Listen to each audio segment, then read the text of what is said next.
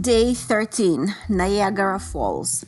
So I started off the day at a wonderful campground. Well, I finished the day before at a great campground. And in the morning, I started off to my next destination, which was Niagara Falls. And I can't even tell you how much I was looking forward to getting there, especially after this little exchange with the Amish a couple of days earlier. And the thing is, I lived in New York for 7 years and kept on coming back there to visit when we lived on the West Coast and coming back from Israel. And I made plans a couple of times to go up to Niagara Falls, like literally planning the routes and where we're gonna stop overnight and what we're gonna do. And it just never happened. So finally, I made it to the falls. And it was everything I expected it to be and more. First of all, the roar of the water. You hear it from a long time away, and when you're walking around the park, and it's just constantly there. Sometimes you can't even hear yourself think over the roar.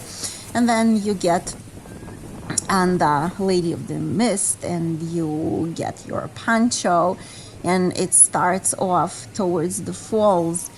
And I can't even describe the feeling that it gives you, this raw power and raw majesty of nature, which is right in front of you.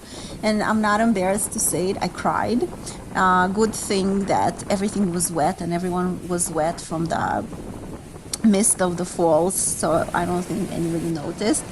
But yeah, for me it was just, I don't know, it was just like somehow very powerful experience.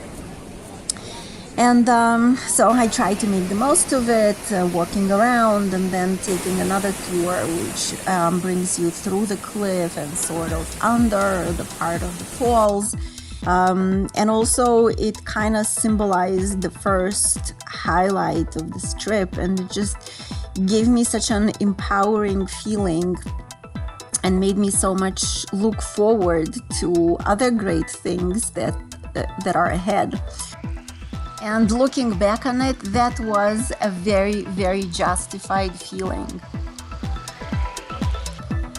And then I spent a very nice evening on the shore of Lake Ontario, just unwinding and calming myself down and trying to digest what happened earlier in the day.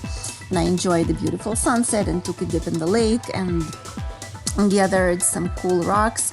So it was a perfect cap to a perfect day.